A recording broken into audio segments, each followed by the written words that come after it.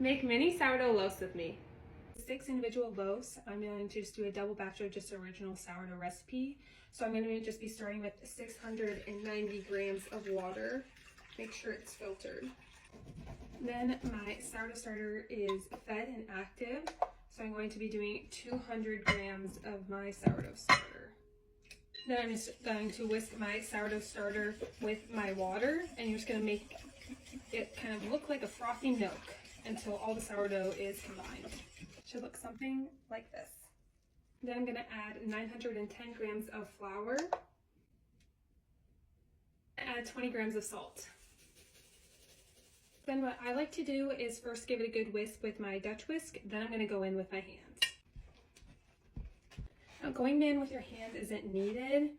It just, in my opinion, incorporates it better because there tends to be little clumps of flour that you can't get when you use a Dutch whisk or just any other like spatula or different things like that. So that's why I like to go in with my hands. But again, it's not needed. It's just preference.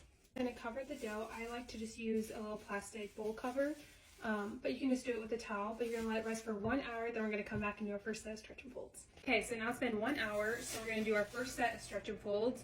I like to get my hands wet with water so it doesn't get sticky. So you're basically just going to get underneath the dough and pull up, plop over.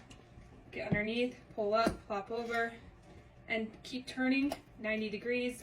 Now my hands are gonna get a little sticky, so I'm gonna add more water to my hands. And then last one, up and turn. You can do more. Some people like to do more than just 4 stretch and folds, but I tend to do 4, 5-ish till you see the dough. Cover it up for 30 more minutes, then we'll be back to do another set of stretch and folds. Our second round of stretch and folds. So again, grab, pick up, scoop, grab, pick up. I'm gonna get my hands wet again, just so not sticky. Grab, pick up, pick up. And then we're going to cover it again, wait another 30 minutes, then be back for our third time of stretch and fold. Now we're back for our third set of stretch and folds. Then we'll just have one more after this. And so again, you're just doing 4 stretch and folds.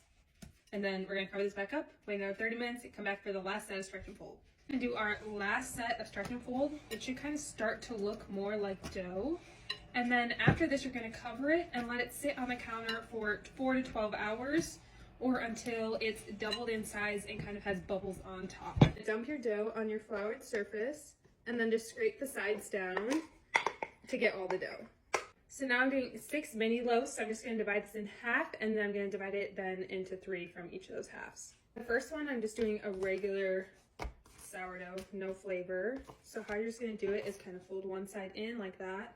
Then the other side in, and then it should look like a burrito. And you're just going to tightly roll it like that. Then you're going to do a push and a pull like that until you see a tight layer on the top like that. I'm using a big banneton because I don't have the little mini ones, but if you have a little mini sourdough loaf banneton, then I would use that. Next thing I'm doing is garlic, oregano, and Parmesan cheese. So I already added freshly grated Parmesan cheese, garlic, and oregano to this first layer. Then you're just going to fold the layer over, and then you're going to do another layer of all those things on this side. And then make sure you pinch all of your sides to make sure all the inclusions are in. And then you're just going to, again, roll it like a tight ball. Then you're just going to pull and stretch and do the same exact thing, then put it in a banneton.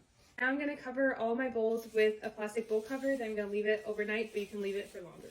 Okay, so now it's the next morning. My dough's been in the fridge for about over 12 hours. And I just took it out of this banneton onto this, and then I'm just going to score it just straight down the middle. I have the oven preheating with the Dutch oven in it at 450 degrees for 30 minutes. And then I'm just going to put this in the oven for 20 minutes, and then I'm going to take the lid off for about another 5-10-ish minutes or until the top is done to however crispy you want it. And here's the finished product.